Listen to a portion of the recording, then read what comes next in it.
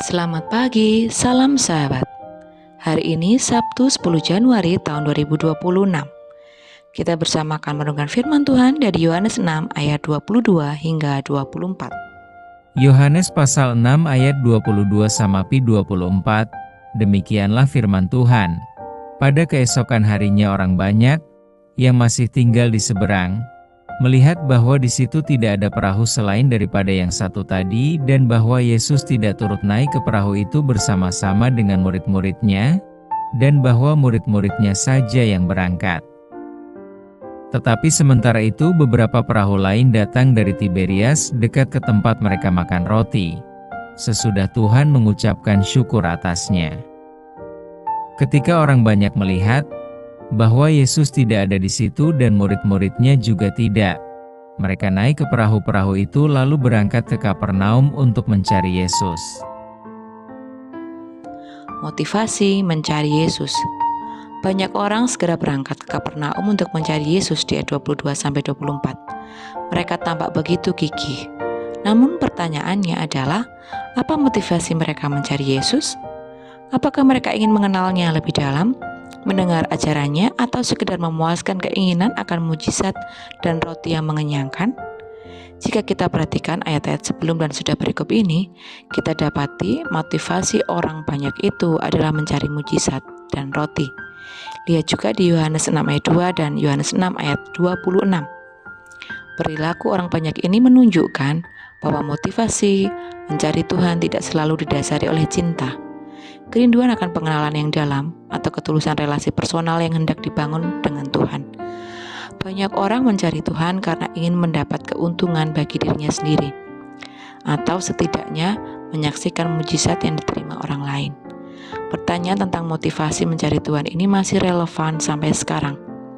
Dalam kebaktian khusus berskala besar, baik yang bersifat kebangunan rohani atau perayaan, apa motivasi orang banyak datang ke sana? Ada yang datang mau melihat pendeta atau pastor atau pengkhotbahnya, melihat artis rohaninya, mendengar musiknya, mendapat makanannya, mendapat mujizat atau penyembuhan, mau tampil mengisi pujian atau kesaksian, atau sekedar ikut meramaikan dan seru-seruan.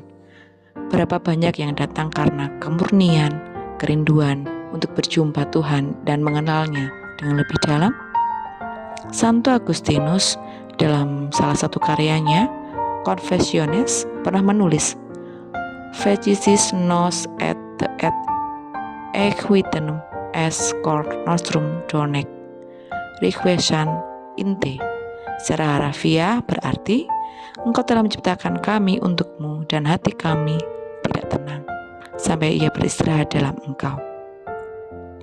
Kita diajak untuk melihat lebih dalam makna relasi kita dengan Tuhan. Eksistensi hidup kita sejak mula adalah pemberian Tuhan. Jangan membangun relasi transaksional dengan Tuhan. Tapi bangunlah relasi yang tulus dan sederhana dengannya, sampai kelak kita bersatu kembali bersama dengan Dia. Mari bersama kita berdoa. Terima kasih Tuhan, di pagi ini Engkau mengingatkan kami, motivasi kami untuk dekat dengan Engkau. Kiranya Tuhan menyelidiki hati kami, bagaimana kami selama ini datang ke gereja, bersekutu bersama orang-orang beriman, berdoa bersama dengan keluarga kami. Mampukan kami Tuhan untuk memiliki motivasi yang murni bahwa kami ingin mempunyai hubungan yang dekat dengan Engkau, karena sejatinya Engkau adalah pencipta kami, dan kami adalah ciptaan-Mu yang harus selalu dekat bersatu dengan Engkau. Mampukan kami Tuhan untuk menyadari kesalahan kami, dan kami mohon ampun jika selama ini kami datang ke gereja hanya untuk motivasi yang kurang tepat. Maafkan kami jika kami datang hanya untuk pendeta, hanya karena ada artis rohani, karena mendengar musiknya, atau ada makanan, ada mujizat, atau karena kami pelayanan untuk mengisi pujian, memberikan kesaksian, atau hanya untuk rame-ramean dan bertemu dengan teman-teman kami. Ampunilah kami dengan segala kesalahan kami ya Tuhan. Mampukan kami untuk mempunyai kerinduan yang tepat, bertemu dengan Engkau secara pribadi. Di dalam nama Tuhan Yesus kami berdoa dan mengucap syukur. Haleluya. Amin.